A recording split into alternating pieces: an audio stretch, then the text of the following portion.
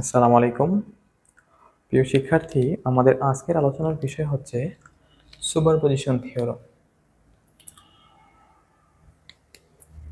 আজকে আমরা দেখব সুপারপজিশন থিওরেম আসলে কি এবং সুপারপজিশন থিওরেম প্রয়োগ করে কিভাবে আমরা বৈদ্যুতিক সার্কিটে কোনো নির্দিষ্ট শাখার মধ্য দিয়ে প্রবাহিত কারেন্ট অথবা কোনো নির্দিষ্ট রেজিস্ট্যান্সের আড়াআড়ি ভোল্টেজ এর মান কিভাবে বের করতে হয়। যদি আমরা সুপারপজিশন থিওরেমকে সহজ ভাষায় বলতে চাই, এখানে যে চিত্রটা দেওয়া আছে এখানে দুইটা সোর্স আছে। সুপারপজিশন ব্যবহার করে আমরা একাধিক সোর্স বিশিষ্ট কোনো বৈদ্যুতিক সার্কিটের কোনো নির্দিষ্ট প্যারামিটার বা রেজিস্ট্যান্সের আড়াআড়িতে কারেন্ট বের করতে পারি, অর্থাৎ এর মধ্য দিয়ে প্রবাহিত কারেন্ট বের করতে পারি। যদি আমরা সুপারপজিশন থিওরেমটাকে বলি, একাধিক সোর্স বিশিষ্ট কোনো লিনিয়ার নেটওয়ার্কের কোনো নির্দিষ্ট রেজিস্ট্যান্সের আড়াআড়িতে প্রতিটা সোর্সের একক বিবেচনায়, অর্থাৎ প্রতিটা সোর্সকে আলাদাভাবে বিবেচনা করে ওই রেজিস্ট্যান্সের ভিতর দিয়ে যে পরিমাণ কারেন্ট প্রবাহিত হবে এবং অপর সোর্সের বিবেচনায় ওই একই রেজিস্ট্যান্সের ভিতরে যত পরিমাণ কারেন্ট প্রবাহিত হবে, ওই দুইটা কারেন্টের বীজগাণিতিক যোগফল হলো ওই শাখার ভিতর দিয়ে প্রবাহিত কারেন্ট অথবা ওই রেজিস্ট্যান্সের ভিতর দিয়ে প্রবাহিত কারেন্ট। অর্থাৎ যতগুলো সোর্স থাকবে ওই চিত্রটাকে ততবার সমাধান করতে হবে, অর্থাৎ ওই সার্কিটটাকে ততবার সমাধান করে প্রত্যেকটা সোর্সের জন্য ওই রেজিস্ট্যান্সের ভিতর দিয়ে যে পরিমাণ কারেন্ট প্রবাহিত হবে ওইটাই হলো ওই কারেন্ট সমূহের বীজগাণিতিক যোগফল হলো ওই রেজিস্ট্যান্সের ভিতর দিয়ে প্রবাহিত কারেন্ট। যদি আমরা এই অঙ্কটাকে দেখি, এখানে একটা ভোল্টেজ সোর্স আছে, একটা কারেন্ট সোর্স আছে। ভোল্টেজ সোর্সটা যখন অ্যাক্টিভ থাকবে, আমরা যদি অঙ্কটাকে সমাধান করতে চাই, যখন ভোল্টেজ সোর্সটা অ্যাক্টিভ থাকবে তখন কারেন্ট সোর্সটা সার্কিট থাকবে না। শুধু ভোল্টেজ সোর্সটা হিসাব করে R1, R2 এবং R3 ভিতর দিয়ে প্রবাহিত কারেন্ট সমূহের মান আমরা বের করব। এখন এই কারেন্ট সোর্সটা তাহলে কি করব? আমরা যখন সুপারপজিশন থিওরেম করব, আমরা জানি কারেন্ট সোর্সের অভ্যন্তরীণ রেজিস্ট্যান্স হচ্ছে অসীম। যদি কারেন্ট সোর্সের অভ্যন্তরীণ রেজিস্ট্যান্স অসীম হয় তাহলে এই R2 শাখা দিয়ে, অর্থাৎ এই শাখা দিয়ে কোনো কারেন্ট প্রবাহিত হতে পারবে না, কারণ এখানে একটা কারেন্ট সোর্স আছে। তাহলে কারেন্ট সোর্সের রেজিস্ট্যান্স যেহেতু অসীম, সেই জন্য এইটা ওপেন হয়ে যাবে যখন আমরা ভোল্টেজ সোর্সটাকে অ্যাক্টিভ ধরে ক্যালকুলেশন করব। অর্থাৎ প্রথমে যদি আমরা ভোল্টেজ সোর্সটাকে ধরে ক্যালকুলেশন করি এবং এই ভোল্টেজ সোর্সের সাপেক্ষে R1, R2 এবং R3 এর ভিতর দিয়ে প্রবাহিত কারেন্টের মান বের করতে চাই, তখন আমরা এই কারেন্ট সোর্সটাকে ওপেন বিবেচনা করব। এইটা হচ্ছে প্রথম কেস আমাদের একটা সোর্সের জন্য। এখন যেহেতু আরো একটা সোর্স আছে, আমরা এখন এই সোর্সকে বিবেচনা করব। আমরা B1 সোর্স অর্থাৎ ভোল্টেজ সোর্সটাকে বিবেচনা করে প্রতি শাখার কারেন্ট বের করলাম। এখন এই I1 কারেন্ট সোর্সটাকে ব্যবহার করে প্রত্যেকটা ব্রাঞ্চের R1, R2 এবং R3 প্রত্যেকটা রেজিস্ট্যান্সের ভিতর দিয়ে প্রবাহিত কারেন্টের মান বের করব এই কারেন্ট সোর্সের সাপেক্ষে। তখন আমাদের ভোল্টেজ সোর্সটা কি হবে? আমরা জানি ভোল্টেজ সোর্সের অভ্যন্তরীণ রেজিস্ট্যান্স হচ্ছে 0, অর্থাৎ কোনো আদর্শ ভোল্টেজ সোর্সের অভ্যন্তরীণ রেজিস্ট্যান্স হচ্ছে 0। তাহলে এর অভ্যন্তরীণ রেজিস্ট্যান্স যদি 0 হয় তাহলে এইটাকে এখান থেকে সরিয়ে দিয়ে, অর্থাৎ রিমুভ করে এই পথটা শর্ট করে দেওয়া যায়। তাহলে আমরা দেখলাম যখন কারেন্ট সোর্সকে আমরা সার্কিট থেকে সরিয়ে দিব তখন সেটা ওপেন করে দিব, যখন ভোল্টেজ সোর্সকে সরিয়ে দিব তখন সেটা শর্ট করে দিব, কেননা ভোল্টেজ সোর্সের অভ্যন্তরীণ রেজিস্ট্যান্স হচ্ছে 0 এবং কারেন্ট সোর্সের অভ্যন্তরীণ রেজিস্ট্যান্স হচ্ছে অসীম। এখন যখন কারেন্ট সোর্সকে বিবেচনা করে আমরা অঙ্ক সমাধান করব, তখন এই কারেন্ট সোর্সের সাপেক্ষে R1, R2 এবং R3 এর ভিতর দিয়ে প্রবাহিত কারেন্ট বের করব। তখন আমাদের এই B1 যে ভোল্টেজ সোর্স আছে এই ভোল্টেজ সোর্সটা তখন সার্কিট থাকবে না এবং এই অংশটা শর্ট অবস্থায় থাকবে, অর্থাৎ এখানে কানেক্টেড থাকবে। যদি আমরা এই দুইটা চিত্র দেখি, প্রথমে যদি আমরা এই ভোল্টেজ সোর্সটা বিবেচনা করে চিত্রটা আঁকি তাহলে এখানে আসে এরকম।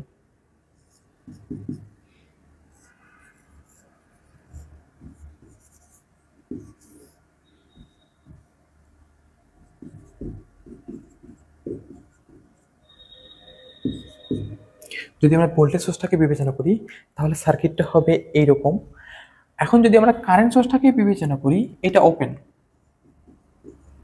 কারণ এখানে একটা কারেন্ট সোর্স ছিল, আমরা জানি কারেন্ট সোর্সের অবদান রেজিস্ট্যান্স অসীম। এখন যদি ভোল্টেজ সোর্সটা করি তাহলে এরকম আসবে, অর্থাৎ কারেন্ট সোর্সটাকে সাপেক্ষে অঙ্কটা সমাধান করতে চাই।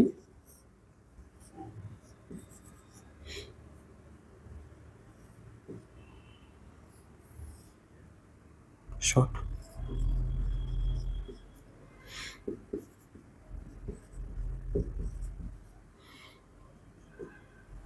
অর্থাৎ এই কারেন্ট সোর্সের সাপেক্ষে যখন আমরা চিত্রটা আঁকবো তখন ভোল্টেজ সোর্সটা শর্ট হয়ে যাবে, কারণ ভোল্টেজ সোর্সের অভ্যন্তরীণ রেজিস্ট্যান্স 0। এখন এই চিত্রে R1 এর ভিতর দিয়ে একটা প্রবাহিত কারেন্টের মান পাবো, এবং এই চিত্রে অর্থাৎ ভোল্টেজ সোর্সের জন্য R1 এর ভিতর দিয়ে একটা প্রবাহিত কারেন্টের মান পাবো, এবং কারেন্ট সোর্সের সাপেক্ষে R1 এর ভিতর দিয়ে একটা প্রবাহিত কারেন্টের মান পাবো। এই কারেন্টটা ডান দিকে প্রবাহিত হবে, এই কারেন্টটা বাম দিকে প্রবাহিত হবে। অর্থাৎ I1টাকে যদি আমরা কল্পনা করতে চাই, I1 এটাকে যদি I1 প্রাইম বলি, এটাকে I1 ডাবল প্রাইম বলি, তাহলে এই কারেন্ট এবং এই কারেন্টের বীজগাণিতিক যোগফলই হচ্ছে R1 এর ভিতর দিয়ে প্রবাহিত কারেন্ট। একইভাবে ভোল্টেজ সোর্সের বিবেচনায় R2 এর ভিতর দিয়ে প্রবাহিত কারেন্ট এবং এই কারেন্ট সোর্সের বিবেচনায় R2 এর ভিতর দিয়ে প্রবাহিত কারেন্ট, এই কারেন্টকে যদি আমরা বলি I2, তাহলে এই কারেন্ট I2 এবং এই কারেন্ট I2 এদের বীজগাণিতিক যোগফল হবে এই R2 রেজিস্ট্যান্সের মূল কারেন্ট, অর্থাৎ I2 এর কারেন্ট। আমরা যদি এই কারেন্টটাকে বলি I1, এই কারেন্টটাকে যদি বলি I2 এবং এই কারেন্টটাকে যদি বলি I3, তাহলে I1 হবে এই B1 এর বিবেচনায় এখানের I1 কারেন্ট, এবং এই I কারেন্ট সোর্সের বিবেচনায় I1 এর কারেন্টের বীজগাণিতিক যোগফল, এটাই হবে I1। এবং এই ভোল্টেজ সোর্সের বিবেচনায় আমাদের I2 কারেন্ট, এবং কারেন্ট সোর্সের বিবেচনায় I2 কারেন্টের বীজগাণিতিক যোগফল হবে এইখানের I2, এবং ভোল্টেজ সোর্সের বিবেচনায় R3 এর বিদ্যুৎ প্রবাহিত কারেন্ট যদি I3 হয়, এবং কারেন্ট সোর্সের বিবেচনায় এই R3 বিদ্যুৎ প্রবাহিত কারেন্ট যদি I3 হয়, এই I3 এবং এই I3 প্রাইম, এটা একটা প্রাইম, এটা ডাবল প্রাইম ধরি সবসময়, এটাকে ডাবল প্রাইম ধরি, এটাকে সিঙ্গেল প্রাইম ধরি। তাহলে এই সিঙ্গেল প্রাইম অর্থাৎ প্রথম সোর্সের বিবেচনায় কারেন্ট, প্রত্যেকটা শাখার কারেন্ট হচ্ছে সিঙ্গেল প্রাইম অর্থাৎ একটা প্রাইম, এবং দ্বিতীয় সোর্স কারেন্ট সোর্সের বিবেচনায় ডাবল প্রাইম, অর্থাৎ এই I3 এবং এই I3 এর বীজগাণিতিক যোগফল হচ্ছে এই I3। এইভাবে আমরা কোনো নির্দিষ্ট সার্কিটের, একাধিক সোর্স বিশিষ্ট কোনো সার্কিটের নির্দিষ্ট শাখা বা প্রতি শাখার কারেন্টের মান আমরা বের করতে পারবো সুপারপজিশন থিওরেমের মাধ্যমে। যদি আমাদের এই প্রশ্নে বা আমাদের সার্কিটে দুইটার বেশি সোর্স থাকে, তাহলে আমরা ওই সোর্সটাকেও কল্পনা করব আরও একবার, তাহলে আমাদের আরও একটা সার্কিট হবে। অর্থাৎ যতগুলো সোর্স থাকবে সার্কিটে, প্রত্যেকটা সোর্সের জন্য একটা করে চিত্র হতে থাকবে। যদি আমাদের পাঁচটা সোর্স থাকে, কারেন্ট সোর্স অথবা ভোল্টেজ সোর্স যেটাই থাকুক, যদি আমাদের সার্কিটে 5টা ভোল্টেজ সোর্স অথবা কারেন্ট সোর্স থাকে, অথবা 3টা ভোল্টেজ সোর্স 2টা কারেন্ট সোর্স, অথবা 2টা কারেন্ট সোর্স 3টে ভোল্টেজ সোর্স, যাই থাকুক না কেন, প্রত্যেক ক্ষেত্রে শুধুমাত্র একটা সোর্সকেই অ্যাক্টিভ রাখবো, এবং বাকি সোর্সগুলোকে, যদি ভোল্টেজ সোর্স থাকে সেটা শর্ট হয়ে যাবে, যদি কারেন্ট সোর্স থাকে ওপেন হয়ে যাবে। তাহলে যদি 5টা সোর্স থাকে কোনো সার্কিটে, ওই সার্কিটে প্রত্যেকটা সোর্সের বিবেচনায় 5টা করে সার্কিট আসবে, এবং প্রত্যেক সার্কিটেই একটা করে কারেন্ট পাবো আমরা নির্দিষ্ট রেজিস্ট্যান্সে। তাহলে সেই যে 5টা সোর্সের জন্য ওই একই রেজিস্ট্যান্সের আর ভিতরে প্রবাহিত কারেন্টের 5টা মান আসবে। ওই 5টা মান বা কারেন্টের 5টা মান এর বীজগাণিতিক যোগফলই হবে ওই রেজিস্ট্যান্সের ভিতর দিয়ে প্রবাহিত কারেন্টের মান।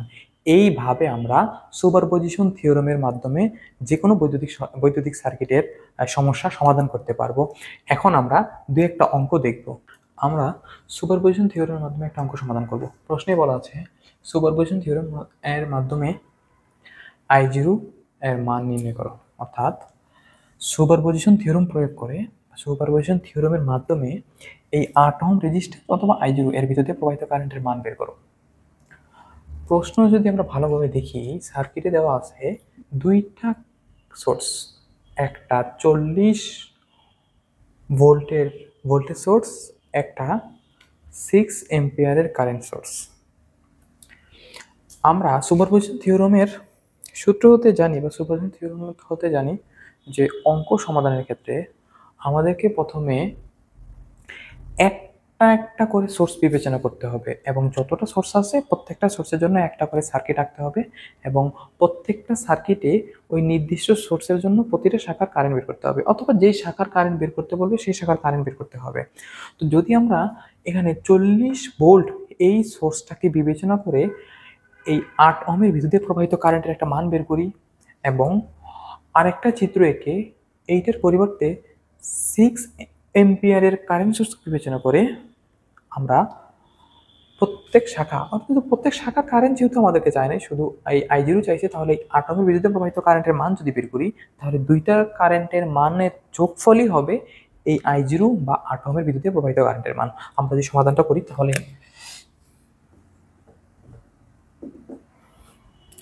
যখন 40 ভোল্ট অ্যাক্টিভ,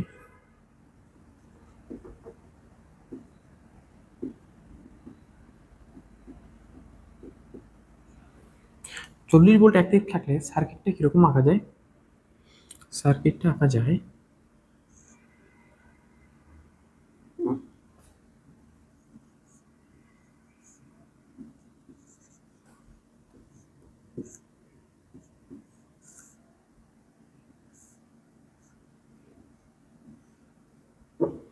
আমরা জানি ভোল্টেজ সোর্সকে আমরা এভাবেও লিখতে পারি আবার এভাবেও লিখতে পারি, এটা কোনো সমস্যা নেই, একই। এই রেজিস্ট্যান্স হচ্ছে 12 ওহম, এটা হচ্ছে 10 ওহম, এটা হচ্ছে 8 ওহম। যেহেতু এখানে একটা কারেন্ট সোর্স আছে, কারেন্ট সোর্সটা ওপেন হয়ে যাবে, কারণ আমরা জানি কারেন্ট সোর্সের অভ্যন্তরীণ রেজিস্ট্যান্স হচ্ছে অসীম। অসীম রেজিস্ট্যান্স হওয়ার কারণে এটা ওপেন সার্কিট হিসেবে কাজ করবে। যদি এটা ওপেন সার্কিট হিসেবে কাজ করে তাহলে আমরা দেখি এই 10 ওহমের ভিতরে কোনো কারেন্ট প্রবাহিত হতে পারবে না বা হবে না, কেননা 10 ওহমের ভিতরে প্রবাহিত হয়ে সোর্সের নেগেটিভে আসার কোনো সুযোগ নেই, অর্থাৎ এই দিক দিয়ে একটা কারেন্ট প্রবাহিত এই দিকে যাবে কিন্তু এই দিকে যেতে পারবে না যেহেতু এখানে পথটা ওপেন। তাহলে এই সার্কিটে মোট রেজিস্ট্যান্স আসলে কত?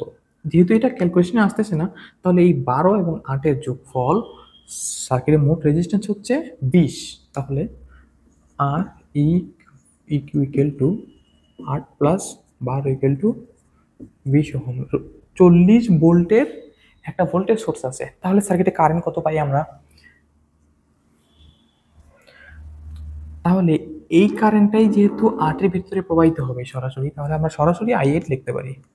I8 প্রাইম যদি লিখি তাহলে ভোল্টেজ সোর্স হচ্ছে 40, রেজিস্ট্যান্স হচ্ছে 20, অর্থাৎ 2 এম্পিয়ার। এই 2 এম্পিয়ার কারেন্ট 8 ওহমের ভেতর দিয়ে প্রবাহিত হবে, নিচের দিকে যাবে, সেই জন্য আমরা এটাকে একটা চিহ্ন দিয়ে দিলাম যে এই কারেন্টটা নিচের দিকে যাচ্ছে। তাহলে আমরা দেখলাম এখানে 40 ভোল্ট 40 ভোল্টের ভোল্টেজ সোর্স যখন অ্যাক্টিভ আছে তখন 8 ওহমের ভিতর দিয়ে 2 এম্পিয়ার কারেন্ট প্রবাহিত হয়েছে, অর্থাৎ 8 ওহমের রেজিস্ট্যান্স অথবা I0 এর মান হচ্ছে 2 এম্পিয়ার। এখন আমরা 6 এম্পিয়ারের কারেন্ট সোর্সকে বিবেচনা করে 8 ওহমের ভিতর দিয়ে প্রবাহিত কারেন্টের মানটা একটু বের করে দেখব। তাহলে যদি 6 ওহমের কারেন্ট সোর্সটা অ্যাক্টিভ থাকে তাহলে যেটা হবে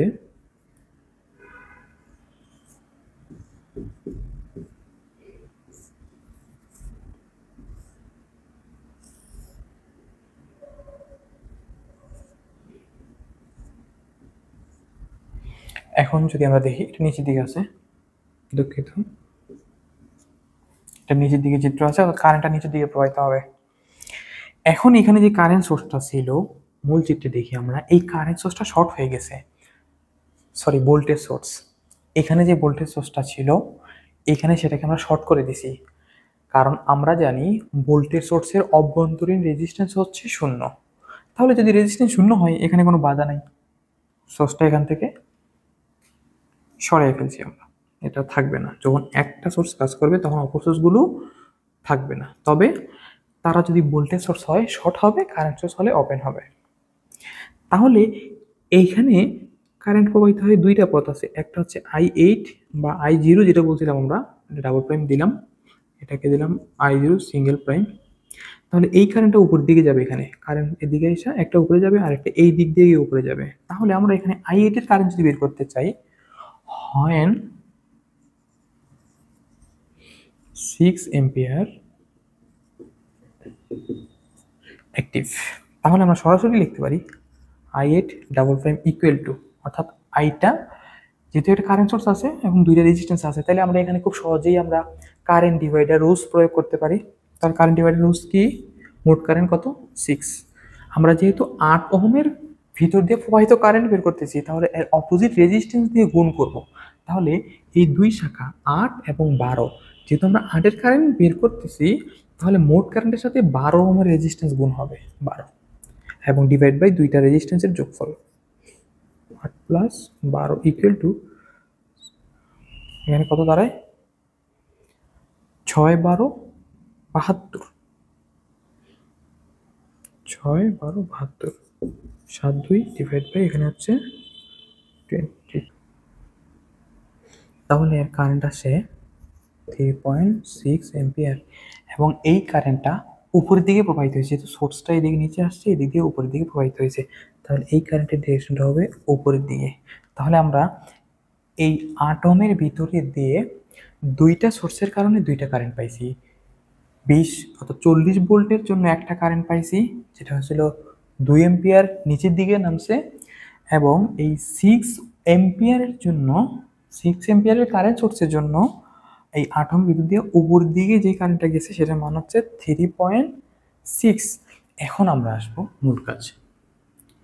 তাহলে ফাইনালি I0 ইকুয়াল টু দাঁড়াবে, যেহেতু বড় কারেন্টটা উপরের দিকে গেছে, সেই জন্য আমরা লিখতে পারি I0 ডাবল প্রাইম বিয়োগ I0 সিঙ্গেল প্রাইম। কেন আমরা ডাবল প্রাইমটাকেই আগে লিখলাম? যেহেতু এখানে কোনো ডিরেকশন দিয়ে দেয় নাই, যদি উপরের দিকে অথবা নিচের দিকে কোনো তীর চিহ্ন দেওয়া থাকতো, তাহলে আমরা ওনাদের ডিরেকশনটাকে পজিটিভ ধরতাম এবং অপোজিট ডিরেকশনটাকে নেগেটিভ ধরতাম। এখানে যেহেতু শুধু বলছে এর মধ্য দিয়ে প্রবাহিত কারেন্টের মান নির্ণয় করো, তাহলে এর মধ্যে দিয়ে যেই পজিটিভ মানটা গেছে সেটাই বের করবো। এখন যদি পজিটিভ মানটা বের করতে চাই, তাহলে এখানে যে বড় কারেন্টটা আছে ওইটার থেকে ছোটটা বিয়োগ করে দিব, তাহলে বড় কারেন্টটা যেদিকে যাচ্ছিল সার্কিটের মোট কারেন্টটা আসলে সেদিকেই যাচ্ছিল। তাহলে সেজন্যই আমরা লিখছি, যেহেতু 3.6, অর্থাৎ এই 6 ওহমের কারণে যেই কারেন্টটা গেছে সেটা হচ্ছে 3.6 এম্পিয়ার। তাহলে আমরা ঠিক 3.6 এম্পিয়ার থেকে বিয়োগ করে দিলাম 2 এম্পিয়ার, যেটা উপর থেকে নিচে গেছে। তাহলে ফাইনালি যেটা আসে সেটা হচ্ছে 1.6 এম্পিয়ার। এই কারেন্টটা আসলে আমাদের উপরের দিকে গেছে, কারণ 3.6 যে কারেন্টটা ছিল সেটা উপর দিয়ে গেছে, 2 এম্পিয়ারটা নিচে দিয়ে গেছে। এই জন্যই বলা হয়েছে তাদের বীজগাণিতিক যোগফল। এইটাই সেই বীজগাণিতিক যোগফল হলো মোট কারেন্ট। তাহলে আমরা পেলাম যে I8 এর ভিতর দিয়ে প্রবাহিত কারেন্ট হচ্ছে 1.6 এম্পিয়ার। এটাই অ্যান্সার। আশা করি বুঝতে পারছেন। আমরা আরও একটা অঙ্ক দেখব। সুপারপজিশনের আরও একটা অঙ্ক দেওয়া আছে এখানে।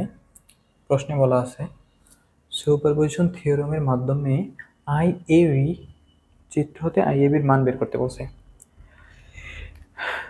এখানে একটা বিষয় দেখতে হবে আমাদের, যে IAB বলছে, তাহলে এ থেকে বি এর দিকে প্রবাহিত যে কারেন্ট তার মান চাইছে।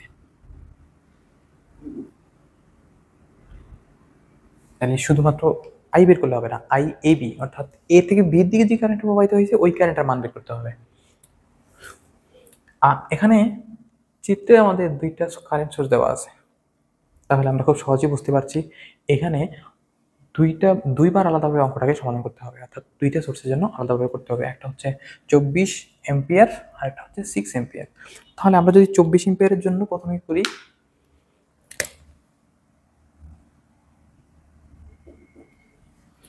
হয় 24 ভোল্ট অ্যাক্টিভ, 24 এম্পিয়ার,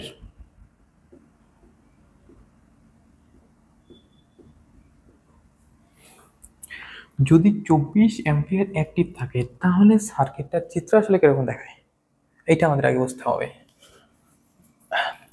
এটা অ্যাক্টিভ থাকবে, তার মানে এটা ওপেন হয়ে যাবে, যেহেতু এটা কারেন্ট সোর্স। আমরা জানি কারেন্ট সোর্সের অপোজিট রেজিস্ট্যান্স অসীম। তাহলে এখানে লিখতে পারি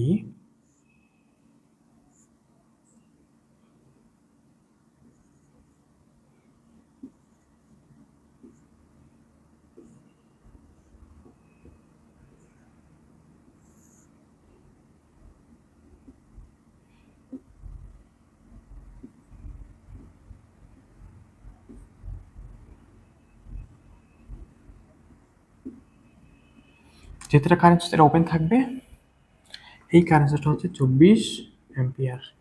এখন এই 24 এম্পিয়ার কারেন্টের জন্য দুইটা পথ আছে, একটা হচ্ছে এই 4 ওহম আর একটা হচ্ছে এইখানের 2 প্লাস 6 8 ওহম। আর এইদিকে কারেন্ট যাবে না, কেননা এইদিকে যাওয়ার জন্য পথ নাই বা এখানে আসা ওপেন। তাহলে এই 24 এম্পিয়ার কারেন্ট দুইটা পথে ভাগ হয়ে গিয়ে এখানে মিলিত হয়ে এইখানে সোর্সে নেগেটিভে আসবে। তাহলে আমরা বলতে পারি এ থেকে বি এর দিকেই যাবে কারেন্টটা, অর্থাৎ 24 ওহমের যে রেজিস্ট্যান্স আছে ওই রেজিস্ট্যান্সের জন্য কারেন্টটা এর থেকে বি এর দিকেই যাবে। তাহলে আমরা কারেন্টের মান আসলে কত আসে, I of A B single prime প্রথম অঙ্কের জন্য, অর্থাৎ প্রথম সোর্সের জন্য করতেছি সেজন্য সিঙ্গেল প্রাইম দিচ্ছি। তখন দ্বিতীয় অঙ্কের জন্য আই এ বি বের করবো, তখন আমরা ডাবল প্রাইম দিব। তাহলে এখানে যে কারেন্ট ডিভিশন দিই তাহলে হয়ে যায়, যেহেতু মোট কারেন্ট হচ্ছে 24, অপোজিট শাখার রেজিস্ট্যান্স হচ্ছে কত, তাহলে 4। আমরা 2 ওহমের ভিতর দিয়ে প্রবাহিত কারেন্টের মান বের করতেছি, যেহেতু 2 ওহম আর 6 ওহম একই শাখায় আছে, এইটা নাই বললেই চলে যেহেতু এই পাশে ওপেন আছে। তাহলে আমরা যেহেতু 2 এর ভিতর দিয়ে কারেন্ট প্রবাহিত এর কারেন্টের মান বের করতেছি, তাহলে 2 এর সাথে সিরিজে আছে 6, তাহলে 2 আর 6 মিলে এই 8 হবে এক শাখা এবং অপর শাখা হবে 4। তাহলে 2 এর কারেন্ট বা এই 8 এর কারেন্ট অথবা এই 6 সহ এই শাখার কারেন্ট বের করতেছি, বিপরীত শাখা হচ্ছে 4 ওহম। এই জন্য আমরা 24 এম্পিয়ারকে 4 দিয়ে গুণ করব, অর্থাৎ মোট কারেন্টকে অপোজিট শাখার রেজিস্ট্যান্স দিয়ে আমরা গুণ করি। তাহলে অপোজিট শাখার রেজিস্ট্যান্স দিয়ে গুণ করলাম, ডিভাইডেড বাই 2 প্লাস 6 প্লাস 4। এইটা হচ্ছে এক শাখা, এইটা হচ্ছে অক শাখা আর অন্য শাখা বা দ্বিতীয় শাখা। তাহলে দুই শাখার রেজিস্ট্যান্সের যোগফল যেটাকে দিয়ে ভাগ করব, তাহলে মানটা আসলে কত আসে। ওকে, যদি এটাকে বলি ধরো 96 আসে উপরে, নিচে আসে হচ্ছে 6 4 10 আর 12, তাহলে কারেন্টের মান আসে 8 12 96 এম্পিয়ার। এই কারেন্টটা ডান দিকে যায়, যেহেতু কারেন্টটা ডান দিকে গেছে আমরা একটা চিহ্ন দিয়ে রাখলাম। পরের ক্ষেত্রে কারেন্ট অর্থাৎ এই দ্বিতীয় সোর্স 6 এম্পিয়ারের জন্য আইএভির ভিতর দিয়ে কারেন্ট কোন দিকে যায় সেটা আমরা দেখব। এটা হচ্ছে আইএভি সিঙ্গেল প্রাইম, একটা পাইলাম। এখন আমরা কাজ করব দ্বিতীয় সোর্স নিয়ে, যখন 6 এম্পিয়ারের কারেন্ট সোর্সটা অ্যাক্টিভ থাকবে। তাহলে চিত্রটা কি হবে, when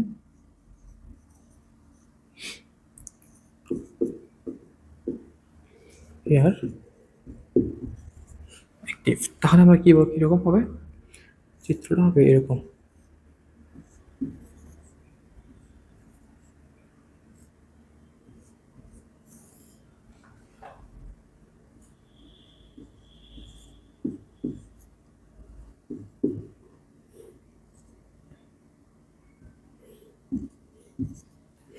এখানে একটা কারেন্ট সোর্স ছিল, সেটা ওপেন হয়ে গেছে।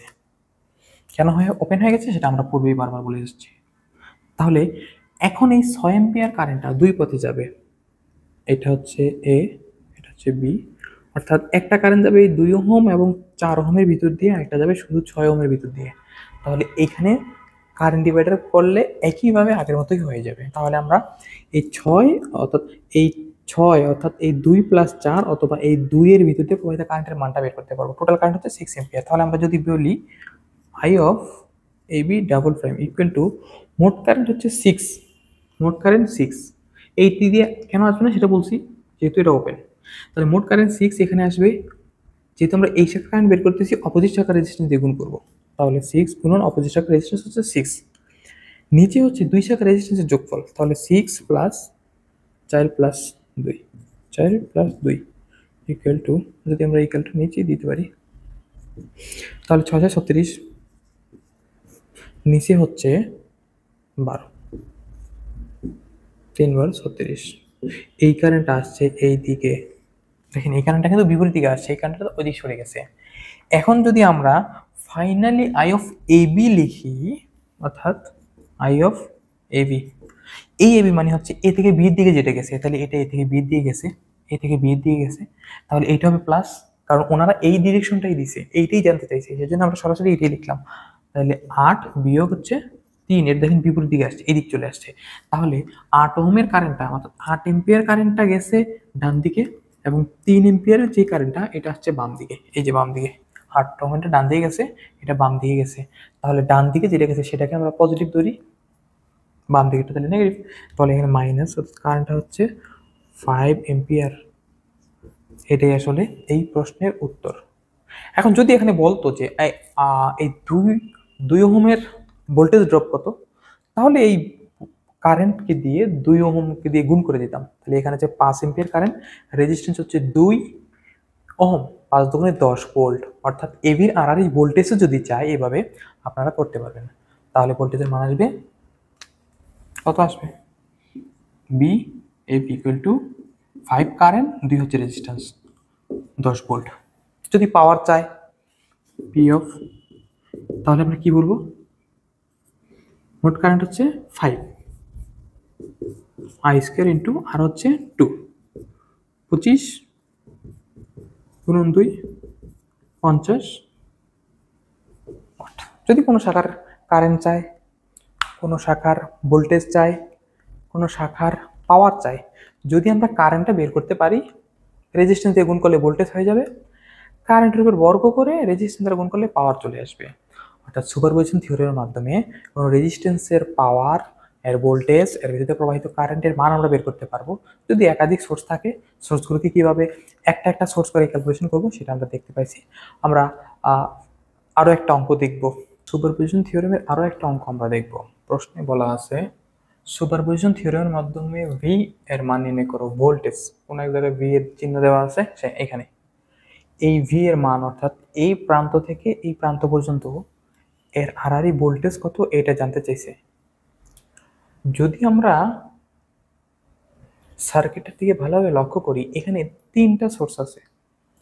একটা হচ্ছে 6 এম্পিয়ারের কারেন্ট সোর্স, 4 এম্পিয়ারের কারেন্ট সোর্স এবং 6 ভোল্টের একটা ভোল্টেজ সোর্স। তাহলে 3টা সোর্স আছে। আমরা সুপারপজিশন নিয়ম অনুসারে আমরা জানি যে যতটা সোর্স থাকবে প্রত্যেকটা সোর্সের জন্য একটা করে সার্কিট অঙ্কন করে ওই প্রত্যেকটা সার্কিটে যে নির্দিষ্ট শাখার কারেন্ট বা যে নির্দিষ্ট রেজিস্ট্যান্সের বিরুদ্ধে প্রবাহিত কারেন্ট অথবা যে নির্দিষ্ট রেজিস্ট্যান্সের আরেকটি ভোল্টেজ চাইছে, ওই রেজিস্ট্যান্সের ভিতর দিয়ে প্রবাহিত কারেন্টের মান আমরা আলাদা আলাদাভাবে বের করব এবং সবগুলোর যোগফল হবে ওই রেজিস্ট্যান্স বা ওই যেই নির্দিষ্ট রেজিস্ট্যান্স বলবে সেই রেজিস্ট্যান্সের ভিতর দিয়ে প্রবাহিত কারেন্ট। তো আমরা সেই প্রসেসে আগাবো। যেহেতু 3টা সোর্স আছে, আমরা যে কোনো একটা সোর্সকে আগে নিয়ে ক্যালকুলেশন করতে পারি। তাহলে এই সোর্সটাকে যদি আমরা আগে নিয়ে ক্যালকুলেশন করি, তাহলে আমরা লিখতে পারি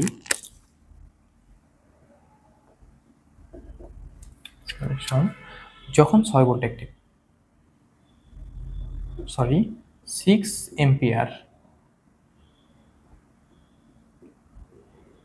এইটা যখন অ্যাক্টিভ থাকবে অর্থাৎ 6 অ্যাম্পিয়ার, তাহলে চিত্রটা কিরকম হবে।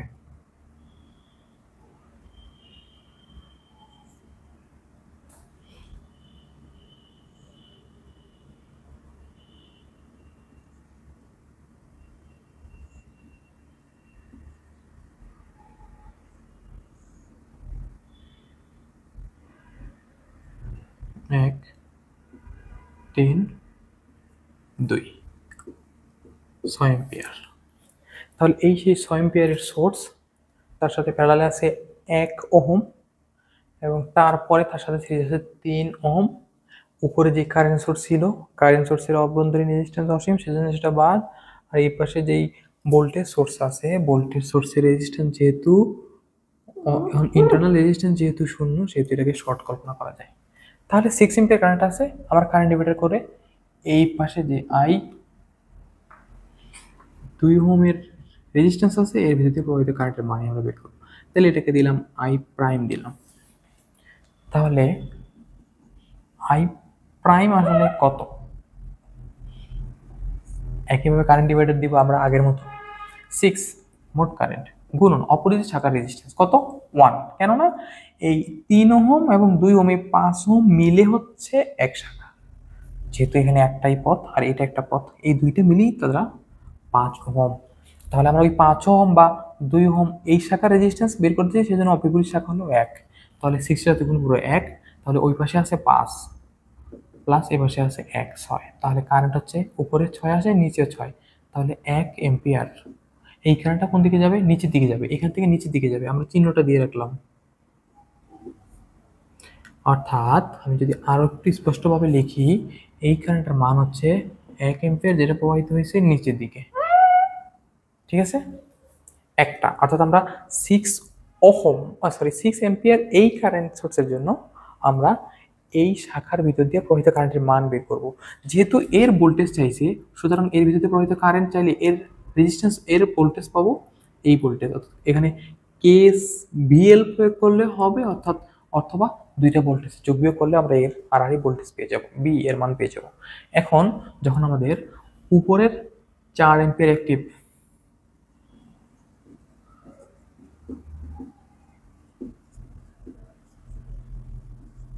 তাহলে যখন 4 এম্পিয়ার অ্যাক্টিভ তখন চিত্র কিরকম হবে? তখন চিত্র হবে এরকম।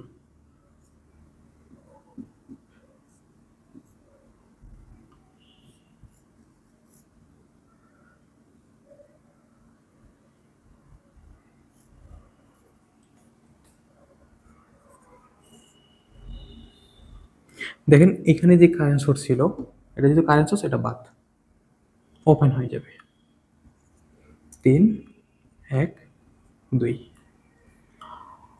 এবং এখানে যে কারেন্ট ভোল্টেজ সোর্স ছিল এটা শর্ট হয়ে গেছে, এই পাশে কারেন্ট সোর্স ছিল সেটা ওপেন হয়ে গেছে।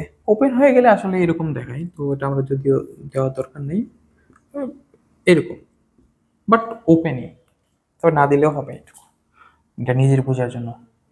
তাহলে এখন আমরা যদি কারেন্ট, এই 4 এম্পিয়ার কারেন্ট থেকে এই 2 ওহমের ভিতর দিয়ে প্রবাহিত কারেন্টের মান, এটাকে যদি আমরা ডাবল প্রাইম দেই, তাহলে আমরা লিখতে পারি I double prime equal two আসে মোট কারেন্ট 4, এই 4 ভাগ হবে 2 পথে, একটা হচ্ছে এই দিক দিয়ে গিয়ে এই দিক দিয়ে গিয়ে সোর্সে নেগেটিভ যাবে, আর একটা এই দিক দিয়ে যাবে, তাহলে এই পাশে আছে 3, ওই পাশেও আছে 3, তাহলে গুণ হবে অপোজিট সাইডের রেজিস্ট্যান্স, এই 3 দিয়ে ডিভাইড বাই হবে 3 প্লাস 2 প্লাস 1, তাহলে কারেন্টের মান আসবে 2 এম্পিয়ার। এটাও নিচের দিকে যাচ্ছে,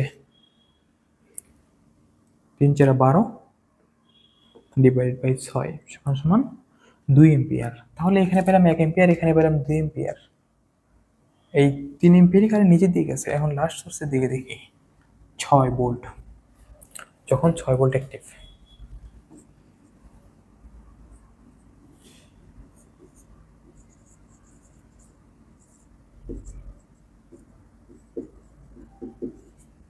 যখন 6 ভোল্ট অ্যাক্টিভ, যদি এই 6 ভোল্ট অ্যাক্টিভ থাকে তাহলে সার্কিটের চিত্র কিরকম হয়?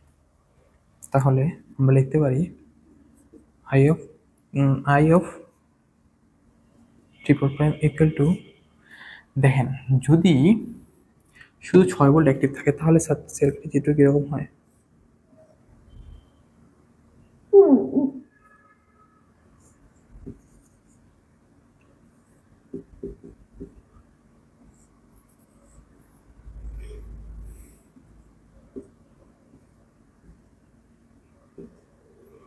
দেখেন উপরে যেটা ছিল সেটা যদি ওপেন হয়ে যায়, এই পাশে যেটা ছিল ওপেন হয়ে যায়, তাহলে এই সিরিজ সার্কিটটাই থাকে এর মূল সার্কিট যখন এই 6 ভোল্ট অ্যাক্টিভ।